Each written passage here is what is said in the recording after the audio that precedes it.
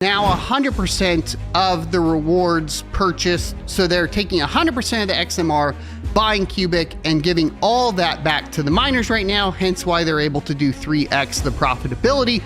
So that changed. So there's no more burning mechanism, which, to be fair, is better, right?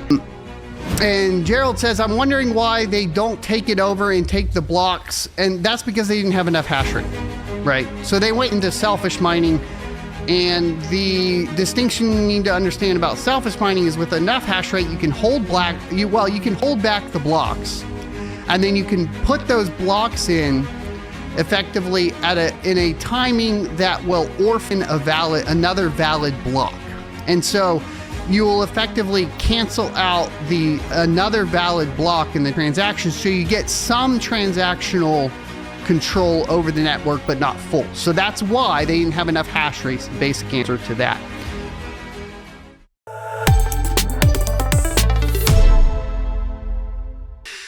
Now, I don't have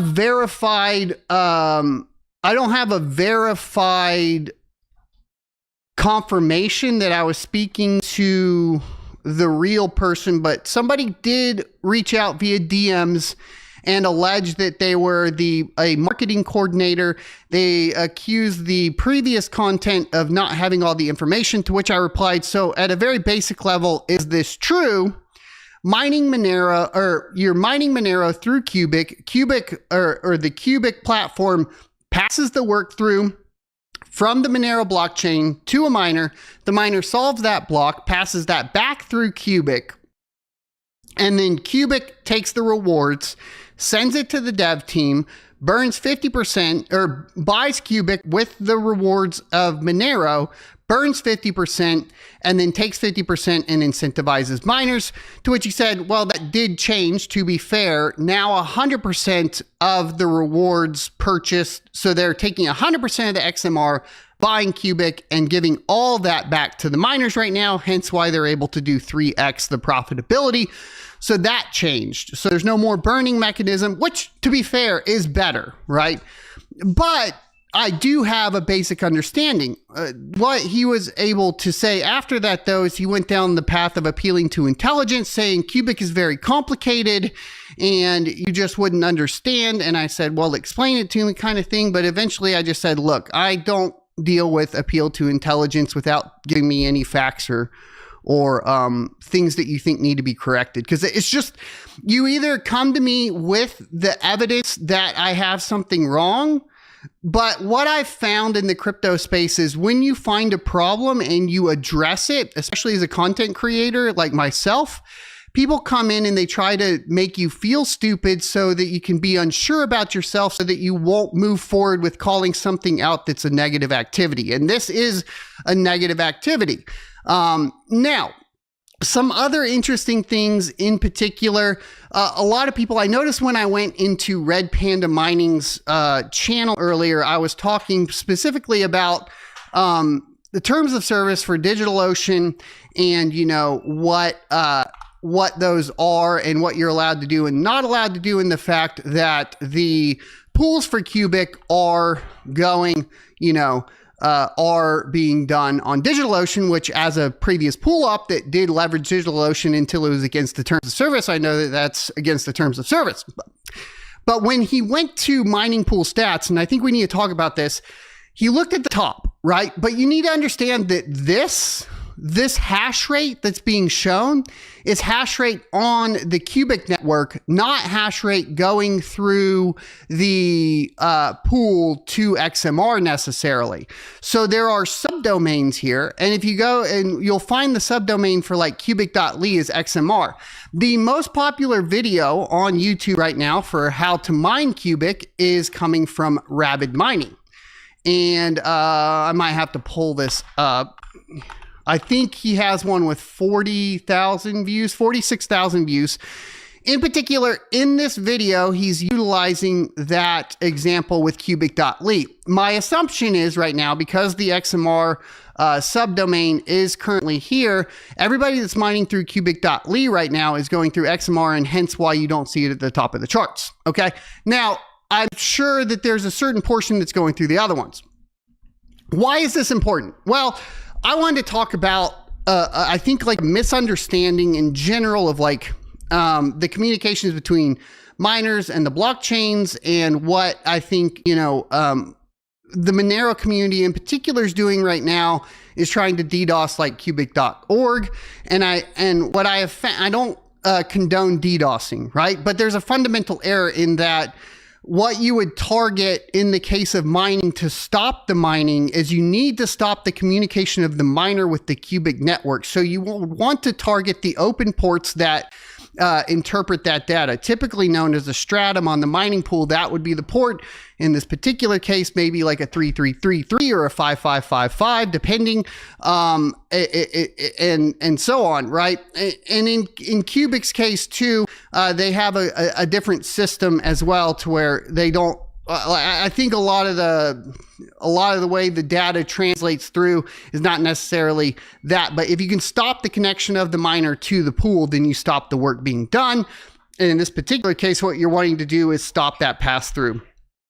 But you also want to remain open. You also want to remain censorship free. So from Monero's perspective, it's not like they can, at the network level, block all of, you know, the IPs coming from Qubic, because then you bring into question Monero's,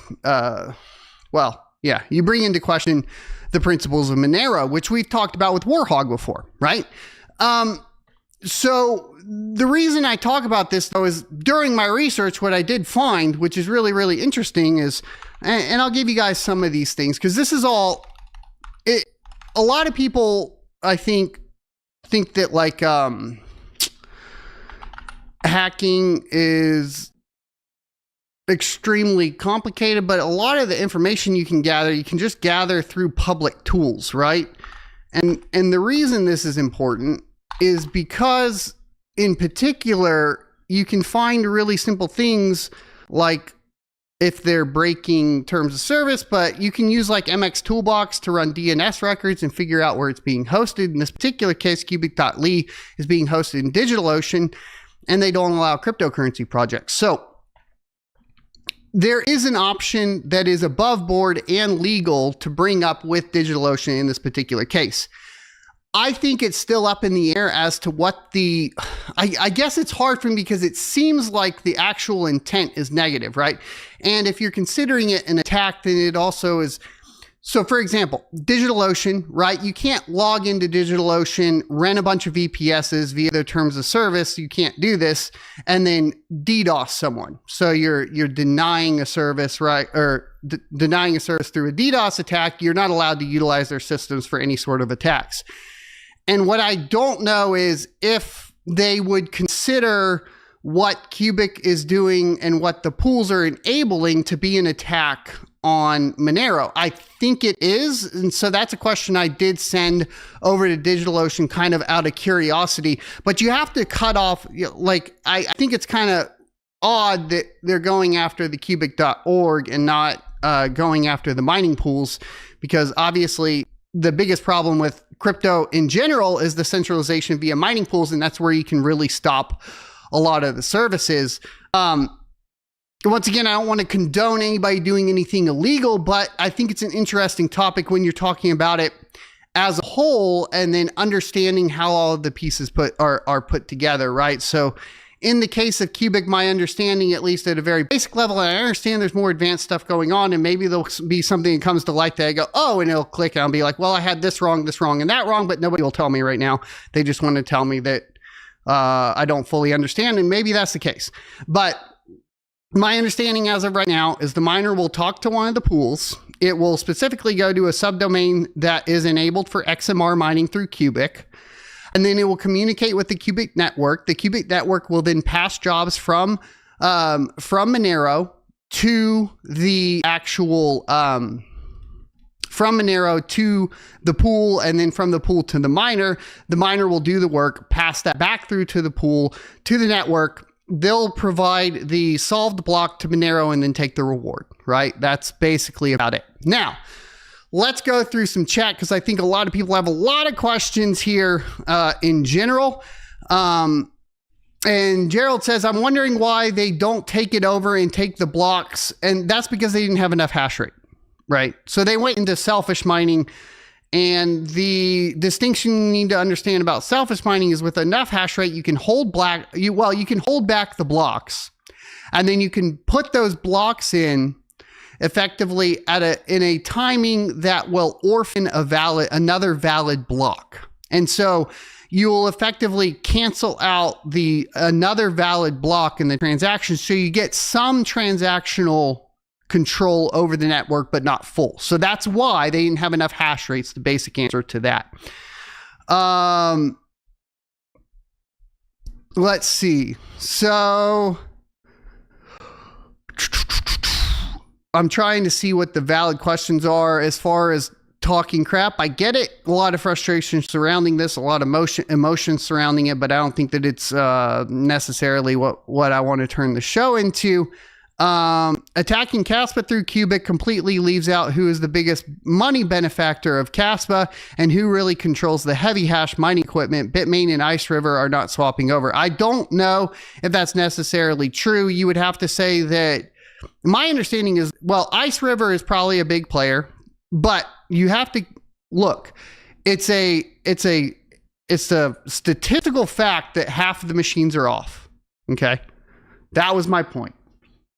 So the 50% that are still on, yes, probably owned by large mining farms that have a vested interest in Kaspa itself. The other 50% don't. They're turned off because it was not financially viable for them to continue to mine.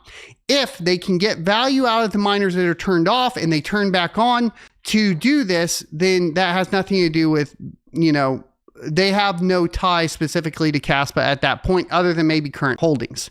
So I think you're incorrect there as far as current hash rate. Yes, powered off hash rate, which we know the total is at half of what its peak was, meaning that over or at least half of the hash rate would come back on if incentivized properly, and financial incentives are very strong. So I don't think that you're correct as far as that goes. I don't think that Marathon Digital won't switch over either, right? Or even if they don't, I still think there's enough ASICs powered off that would get powered on if they could get some revenue out of it, right? I think there would be discussions in large companies as to what the amount of holdings there are, but you take Marathon Digital, for example, they've been selling a majority of Kaspa to keep their Bitcoin mining up and running, right? So we know that Marathon Digital is not focused on holding their Kaspa. If Marathon Digital, which is one of the largest Kaspa miners, were holding their Kaspa, they may be financially incentivized beyond turning their miners back on, but that's just not the case. The fact is we've already shown that Marathon Digital sells it. So they're not vested in holding Kaspa, right? So that would be my analysis in response to that airdrop. But how did fund the Qubic in the first place?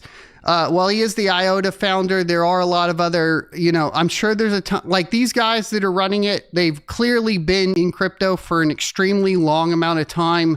They could be sitting on a ton of reserves, right? We aren't going to know exactly where the funding is, but a lot of it is getting covered through the mining of Monero, right?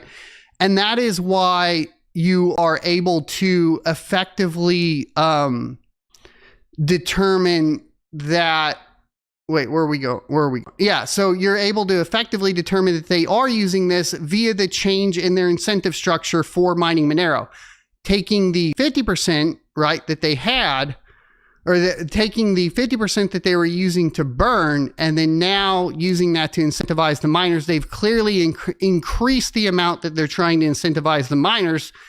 So that would tell me that that is at least being utilized to cover the funding to a certain extent, right? Now, John does say that, and I guess I need to find the latest Marathon Digital reports, because I could be incorrect here. The last I checked, I guess, was at the beginning of the year. Marathon Digital.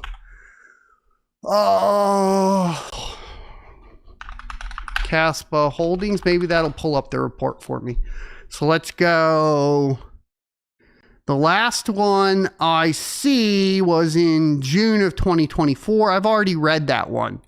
John, if you could give me that information and link it to me on Twitter, that'd be fantastic. I'm glad to correct it if that's the case. I can't do a quick Google search apparently as of right now and find it, but let me see if there's another press release here that I'm missing. Press releases. Second quarter results. Here we go. Okay. Well, no, this isn't. This is. I need the earnings presentation or that 10. It's the 10Q, right? That's what we want. Yeah.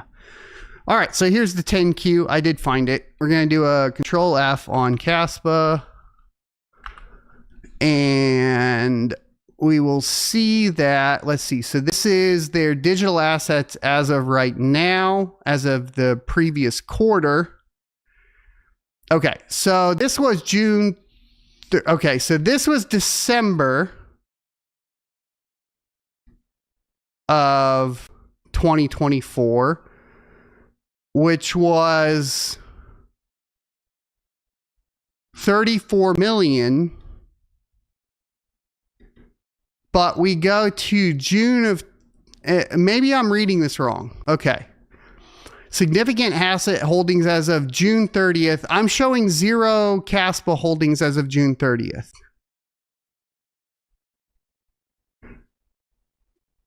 You're saying it's in other digital assets is Kaspa. Okay, so if we assume that, we went to 5,836. From 5,624.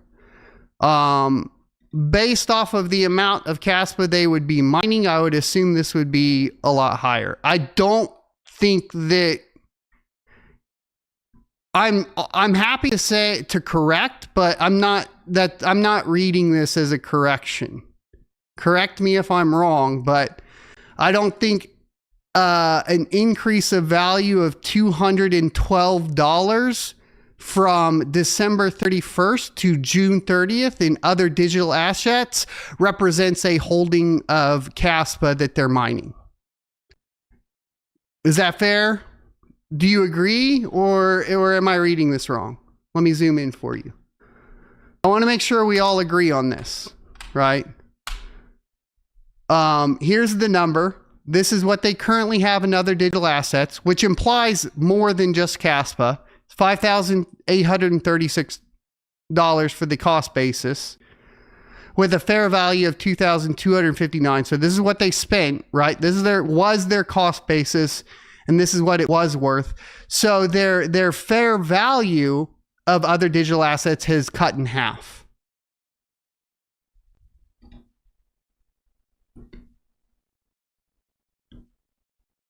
No worries, no worries. I just want to make sure that we're all on the same page. So then my original thesis would still hold, right? We're still holding water with the original thesis. I mean, I still think the original thesis, even if Marathon Digital was holding all of their Kaspa, even if they were, the actual thesis that matters doesn't rely on that, right? It relies on the fact that over half of the hash rate's turned off right now, right?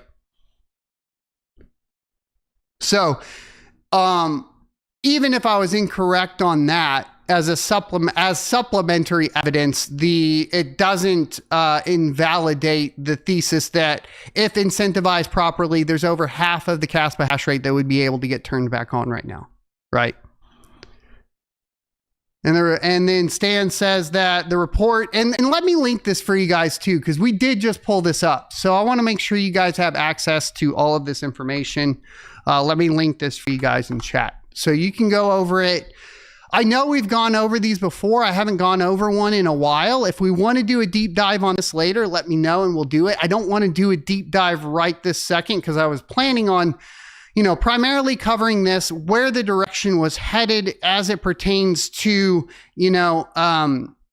Qubic and what their goals are. I did want to talk at least a little bit about like the technical workings between how that, transfer of work is happening between XMR and Qubic miners. My understanding is they're still getting paid out in Qubic. It's 100% Qubic that's bought with XMR. And I think that was evidenced when we looked yesterday by coin market cap. If we take a look at the XMR price recently decreasing, it just had a pump up though, because I think it showed resilience, right? And people are like, oh, it showed resilience, we're going to buy it back up. And then Qubic during that time, which was through August 7th, right, had gone up significantly, right? And now it's kind of going back down. So it's rebalancing out, which is interesting. And maybe that's due to all the press surrounding this particular topic as well. So you can't say that. I mean, it is a little bit of market manipulation games of, well, you're going to mine, we're going to buy Qubic, and then we're going to pay miners out with the Qubic. At the end of the day, the miners are still probably going to sell the Qubic. And so it's really like, I think funding is a valid question. We just don't have answers to it, right? So when does the funding for this run out, right? So IDOC, here's the problem. So IDOC asks a very important question, which is, does Qubic actually have enough GPU power to 51% Kaspa? Well, right now their target is Dogecoin, which is much more difficult to do than Kaspa, okay? But that's not the path that they take, okay? My understanding is that the path they will take, and it's good to see you here, IDOC, but the path that they're going to take in particular is that they are going to enable ASICs to turn it into useful proof of work. That is their goal, and they want to prove that they can do it through this marketing tactic. So what I understand, because this was a breakdown in my understanding of what they were doing too, right? I think they want to demonstrate that they can change the purpose of the ASICs as well. So they're going to incentivize the already available hardware to point through a Qubic pool to Dogecoin, right?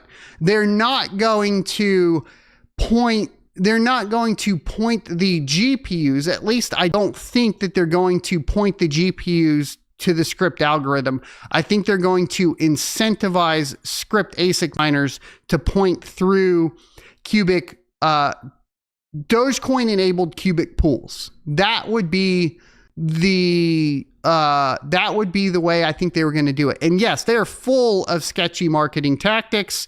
It's clearly working because everyone's talking about it. Twitter is blowing the fuck up over it. So, you know, like I said in the tweet to Come From Beyond, props on the massive PR campaign because everybody's talking about Qubic now. And it would be unfair to not acknowledge that that's the particular case, right? But I think that's what's happening. I don't think that it's GPU power. I think it's the other way around, right? I think it's incentivize the ASICs to push through. And then I think what they'll see and what's going to click is they're going to say, hey, look, I think what they want to do. And if it was me, this is how it makes sense. Because they're saying there's stuff we don't understand that they're doing on the back end of Qubic. What I think they're trying to do and what they want to do is they want to target ASICs in particular, incentivize ASIC miners to mine Dogecoin through a Qubic pool, and then somehow show some sort of evidence that they can utilize ASICs for some other useful task. I think that's what they want to do. I think, right? I could be completely wrong. I can't get any acknowledgement or confirmation of it, but throw on my tinfoil hat and my theory and my understanding of the current status of all this, and that is what I would assume is going to happen. Now, historically, I've been able to read these things fairly accurately, so I think I think that there's a high probability that that's the case. Is this going to be the chain's only use? No, I think what they want to do is they are trying to generate enough buzz to get enough funding to continue because here's the thing, 50% of the time, right, it's being utilized for their in-house AI. Garth is what the name of their AI. And the fact of the matter is LLMs are not profitable. Outside of, it's profitable for the hardware owners, but in practice, I think what we found is like outside of buzz, which is this is ironic to me to a certain extent because they're saying useful work is AI. AI is by and large, the actual model training of AI is by and large not very profitable. Once it's deployed, you can use it for profitable stuff, but at that point you're not processing, right? So I think there needs to be they're not going to be able to generate enough revenue off of AI Garth. And I think this is trying to get funding in a different manner, right? I think that's the goal. And I don't think I really honestly just don't think that like training LLMs is a profitable venture necessarily, right? At least in the long term. In the short term, yes. But long term, it's not necessarily, it's not like crypto mining, right? Where you're incentivized to stay on. Like there's no incentive to stay on past training.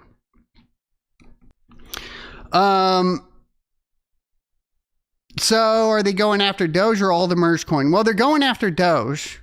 The question will be, and I think this is a really interesting point, right? Doge has become, or Script has become more profitable. Script has become more profitable because of the merge mining enabled for the algorithm. Meaning you can mine multiple coins with one miner. And I think it's really interesting that they chose Doge. And I kind of agree with that choice because it is like, well, will it work? Because you will have to either enable merge mining, right, to increase the incentive, or you will have to be so much more profitable on just Doge alone that you incentivize people to move over, right? That's the only two ways that plays out. I hope you enjoyed this clip from the Crypto Mining Show. If you would like to see more from this particular episode, take a look up here. Don't forget to also subscribe to the channel. And if you want to support me directly, you can go to sonofatech.locals.com and become a member. Thanks for watching, and I will see you next Tuesday.